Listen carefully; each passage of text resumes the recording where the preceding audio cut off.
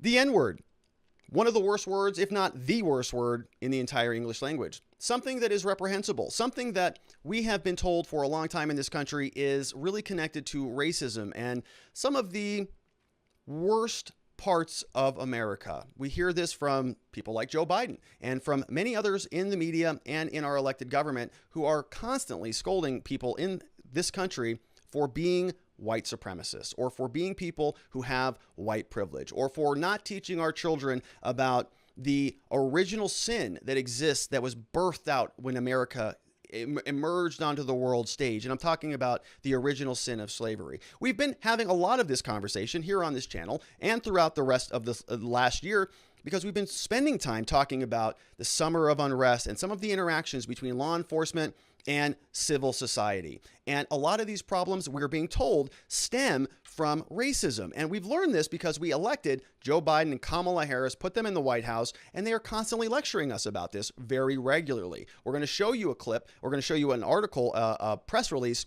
from the White House talking about this, talking about rooting out racism and about asking Americans to do better and about ensuring that this is at the forefront of our conversation in this country. And by the way, I don't have any problem with that. I love progress in all sorts of different areas, provided that it's actual meaningful progress, provided that it's not some sort of political movement under cover of equality and justice, which unfortunately is sort of where this is trending. So when you think about the N-word and when you think about the big problem of racism as it's being defined by the current administration, well, you would imagine that there would be a big problem when the president's son uses the N-word in casual conversations. You would imagine that the media in this country, the same media that has been hyperventilating over every single incident involving the police for the last year, George Floyd, Breonna Taylor, the list goes on and on.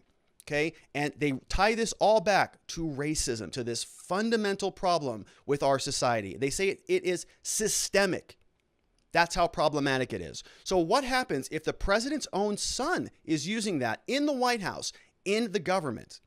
Maybe they're right. Maybe they are correct. Maybe this is a systemic problem. In fact, the very people who are telling us that we got to work to solve this problem, they don't even realize it, but their own kids, their own son in the White House are using this type of language. Wow. Maybe it's time that we actually talk about it. And so you would imagine that journalists throughout America would be chomping at the bit to finally talk about this. We finally have a clear-cut example of a slow, low boil of racism emanating directly from the White House through the president's son. We should talk about this. Finally, America can have his moment. We can have a discussion, a dialogue. So when I went to go find what CNN had to say about it, this is what I found. Oh, go in there this morning. I was doing some prep for the show. Hop on CNN, type in Hunter Biden. Surely the story, the allegation that in text messages, Hunter Biden was using the N-word with his attorney and others, that would be at the front and center. It's a big problem. We've known other people throughout our society get canceled and thrown off the internet for even talking anything even remotely close to something as bad as the N-word. But when we go to CNN, nothing to be found. Result from June 8th, Rudy Giuliani. The call makes Trump's call look perfect. All right, so dumping on Trump, nothing new there. Next, we have the next article. For a Hunter Biden search, says that a judge grants a prosecutor's request as a special master to review material seized during the Giuliani raid. Don't know what that has to do with Hunter, but Giuliani apparently, of course, got the laptop from Hunter, so maybe that's it. So May 27th, Democrats fight to keep the changing lane. Nope, nothing about Hunter Biden over there. How about the New York Times? Well, on April 3rd, they posted an opinion. They were talking about Hunter Biden. We do a search for him. Says, oh, they're talking about his memoir. Isn't that nice? Right? Hunter Biden sends a love letter to his brother. Look at this beautiful picture of the two of them. Isn't that sweet? On March 30th, they talked about Hunter Biden, of course. 7 takeaways from Beautiful Things. President Biden's son opens up about crack addiction, his romantic relationship with his sister-in-law, and the new love that halted his cycle of despair. So they're absolutely willing to talk about those things. Love, new love, of despair, addiction, crack, romantic relationship, my sister-in-law, all this stuff. But not the N-word, are they? We go back March 25th, 15 books to watch for. Very excited for Hunter's new book, but Nothing about the N-word there. Do you see it? Nope. And if you search a little bit narrower, Hunter Biden text, again, nothing there. Hunter Biden in general, nothing. Hunter Biden text, nothing. Now, to be fair, I did search for this stuff this morning, and the article came out yesterday. So you would imagine that they would have enough time to publish something about it, but they didn't. How about the Washington Post? Maybe they were on it, right? These people respond to breaking news, so you'd imagine that they would have something over here at the Washington Post. Anything? Nope. On June 7th, they talked about Hunter Biden's laptop. The April 16 dinner president's son arranged for a top executive, so we got something there. The trailer, Trump won. Many ways that GOP is rewriting 2020, June 8th, so nothing about the text messages there. No text messages there. They want to focus on the future, but Trump is not done with the past. Okay, so Trump is lingering on to the past. Nothing about Hunter Biden's laptop down here. Laptop, and these are all, older stories. So nothing in the most nothing. The media absolutely just blanks it out because it doesn't serve their interests. And I don't know how many times I have to, remind myself of this, that they are pure propaganda. But I'm always surprised. I mean, every time I go and I go through the Hunter Biden stuff, I always check, is anybody talking about it? No. It's the same story that we had the entire election. We had Tony Bobulinski. We had the hard drive leak. We had all of this information coming out about absolute smoking evidence of corruption involving Joe Biden and Hunter Biden. Gone with the wind. Oh, nobody wants to talk about it. Same thing's happening again. So it's just, when I see something as clear and obvious as this, it's just fun to just make sure we're all well aware. All right. So the Daily Mail, however, is an actual entity that does some journalism and some research and some reporting. And so they are the people that broke this story. So they're talking about it, of course. Now, they published this June 8th at 23:12 Eastern time. And we have published June 8th, written by Josh Boswell. It says exclusive from thedailymail.com. Hunter Biden addressed his white lawyer as the N-word. Now, it's the N-word with a GA. Okay. Now, I don't know what that means or if that matters to anything. I don't know. I watched Larry David's Curb Your Enthusiasm, and I think he's okay with the GA at the end. I'm not okay with it. It's just too hot for me. I just stay away from it, right? As best I can. Not okay with the GA at the end or the other version of it. But Larry David, I think, got away with it. So it kind of depends. This is a complicated area. So if you, and it was funny, by the way, that show's hysterical. So it was funny, but I think he's a billionaire. So he might have some other privileges that we don't. We know they don't pay taxes. Maybe they have racism immunity because he donates enough money to the right political, I don't know. It's complicated, but it is important to note it's a GA, whatever that means. All right. So he says he used phrases like the N-word multiple times, used phrases like true dat N-word, and bantered, I only love you because you're black. Shocking texts unearthed days after Joe's emotional Tulsa speech decrying racism, right? Now, we're going to go through this somewhat briefly here. Text messages say he used the N-word. President's son, he's 51, flippantly addressed a corporate attorney, George Masiris, who is white, by the racial slur, with phrases like true dat N-word. In a December 2018 conversation, Hunter asked Masiris, how much money do I owe you? Because N-word, you better not be charging me Hennessy rates. What? All right. In a chat a month later, he cracked jokes about his penis and then told him, I only love you because you're black. Hunter Biden, the president's son, the same president who's been lecturing all of us about racism and about discrimination in this country. In 2018, this is not 20 years ago. We're going to see it's also in 2019.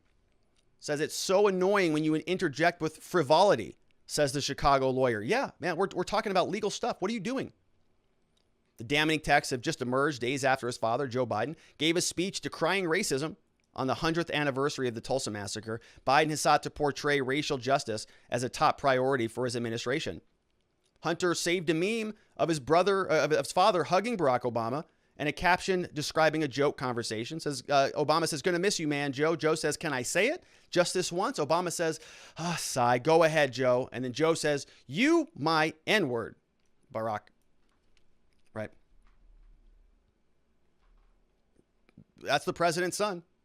We're going to take a look at the text here in a minute. He used the N-word multiple times. His lawyer cost $845 per hour, according to the text messages. Shocking texts may prove embarrassing for his father, who last week gave a speech decrying the Tulsa massacre.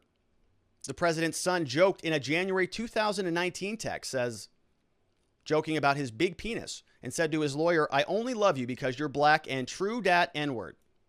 January 2019. I don't know if Joe Biden had officially declared that he was running at that moment in time, but he was running at that moment in time. I think probably, I don't remember the timeline, but right? Because we have he absolutely was running because we had the election 2020. That might be at the early stages. So, all right. So in another month, he says, how much money do I owe you? Because N-word, you better not be charging me Hennessy rates. Mysterious said, that made me snarf in my coffee. Hunter added, that's what I'm saying, N-word. Or he actually cut off the racial slur. Then he texted a picture. So here that is. So it looks like attorney says there is zero coverage or pickup of the story. Zip. They spent a ton of resources on it too for a year. Wow. Thank you, Michael Cohen. Right. So they're talking about some story. I'd like to know what story that was. That was from 12/13/18. So maybe this attorney was brought in to write, a cease and desist or some sort of a threat. Says, oh, and you too. How much money do I owe you? Because N-word, you better not be charging me Hennessy rates. This is Hunter Biden. Says that made me snarf in my coffee. I just made that phrase up, by the way. I should have NAD your lineage. Clever son of a gun. Says it's wasted on you. Apparently you do. That's what I'm saying. Then he sends an image. Don't know what that is. Says, why are you so tan? I'm sorry for sexting you accidentally. That was meant for another friend named Georgia. He says, my girlfriend sent me a holiday card. Okay, so what is going on here? Okay, so this, I'm going to guess, is probably some sort of a sexual image, right? Something like that. It says, why are you so tan? Making a joke about something that he probably saw in there. It says, sorry for sexting you. That was meant for someone else named Georgia. And he says, my girlfriend sent me a holiday card. So maybe like, maybe like this was a nice image of whatever he took of his time with Georgia. He was sending it to Georgia. And he's saying, well, I don't get nice images like that, right? Like my quote girlfriend sent me a holiday card. So,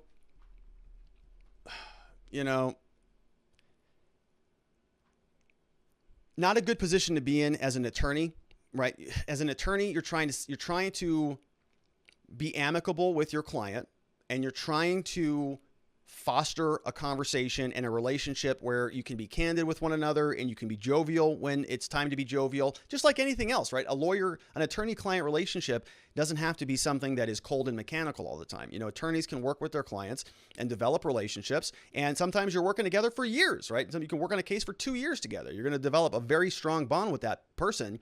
And, you want to have conversations that are a little bit more lighthearted.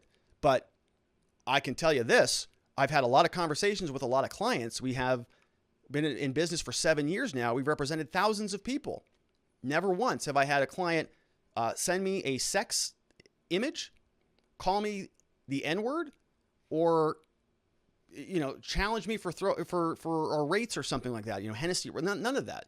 So I don't really know kind of what happened here and why they're joking about it sounds like sexting images or something like that. Now, I don't have any commentary about the attorney. He's trying to walk a very fine line here. He's trying to, maintain a relationship with a client who's obviously not well, right? Hunter Biden sounds like he's got a lot of problems going on in his life in general. And sometimes attorneys are brought in to sort of, kind of keep people centered so that the attorney can say, if you do this thing, this is going to be a big problem. And here's why legally. Okay. If you have a friend with somebody and they say, hey man, that's a stupid idea. They go, yeah, it's stupid, but so what? If you have an attorney there, they say, well, it's stupid and you're going to go to prison. Here's why, right? That can have a little bit of a different effect. So you don't know if this attorney was brought in for something like that or what the real relationship here was. But this not appropriate, not something that happens commonly in law. Let me just put it that way. Now, we have the transcript here. They're talking about philosophy and they're just bantering with each other. He says, there are ideals, the lawyer says, there are ideals of unconditional love that serve as proxies. I don't have many. You, God, he says, oh my God, N-word. Did you just a fictional character from the imagination, the collective frightened, and my dead brother's unconditional love is what I should rely on and my kids aren't children, George? What? He says, my parents' love was conditioned. He says, my penis as of late has been unconditional. He says, that's why we are searching. He says, for my penis. He says, we will always be searching. He says, it's a big penis, George. They can always find it. And I only love you because you're black. And Masiri says, you know, it's so annoying when you inject with frivolity. He says, true that, N-word, but I'm done my rant. Right? So honestly, you know, it sounds like he may be, high or on something. I don't know. You know, it's hard to speculate, but what the heck are they talking about? It sounds like it went from a serious conversation. They were talking about philosophy and bantering, and he jumps into the penis talk and the N-word talk. So, okay, it is what it is. If this were a random person, I would absolutely not be going through their text messages, of course.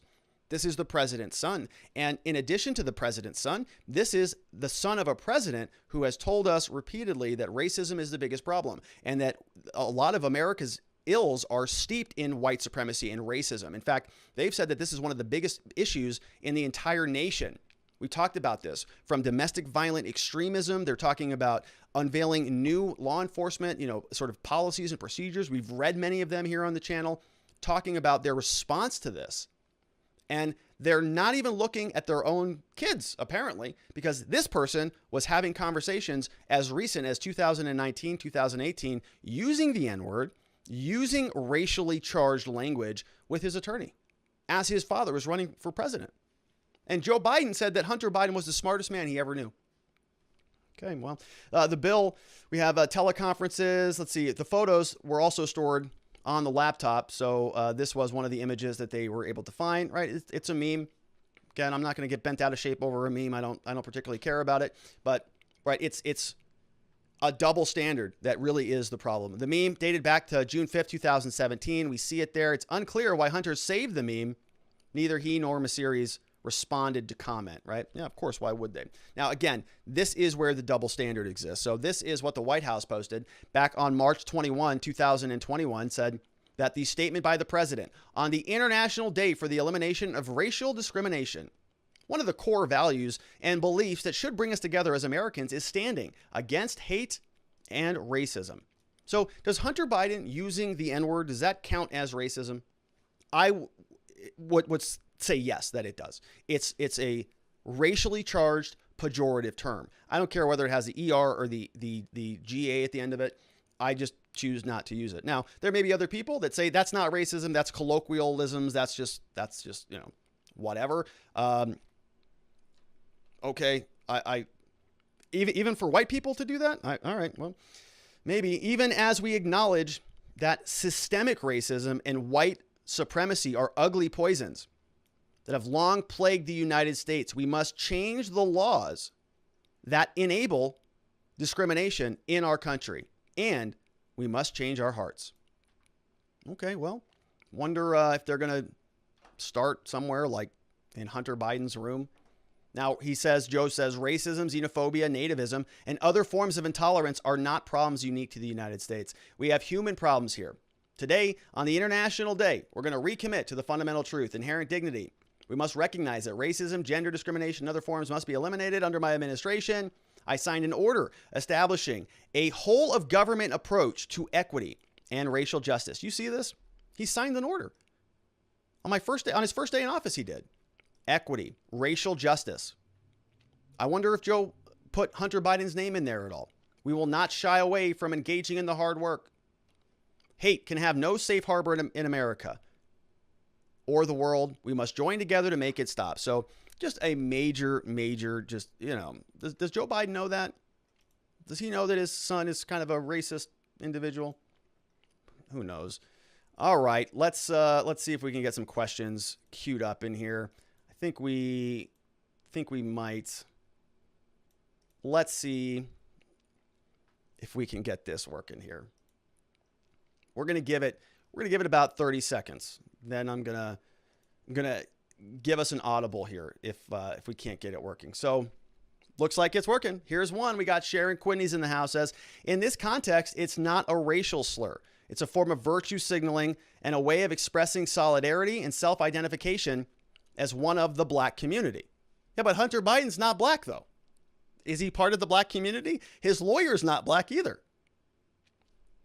So I'm having a hard time on that one, I guess. All right, next up we got Sharon Quidney says, it could also be just another case of rules for thee versus rules for me. Yeah, so I see what you're doing there, Sharon. All right, let's take a look. We've got E. Dantes says, I would not really care that much about locker room talk, even though inappropriate, if it were not for the thought and speech police. They're looking for any kind of discussion that proves to them that America is racist. Yeah, and so it's my biggest issue with it too. You know, I know that people say things in private that they would never want open in public. And I know that if somebody, you know, went through the entirety of my life, that they'd pick out a bunch of stuff that they'd say that probably wasn't the best thing to do or say or you know, approach to whatever problem you're trying to solve or whatever action you were taking there.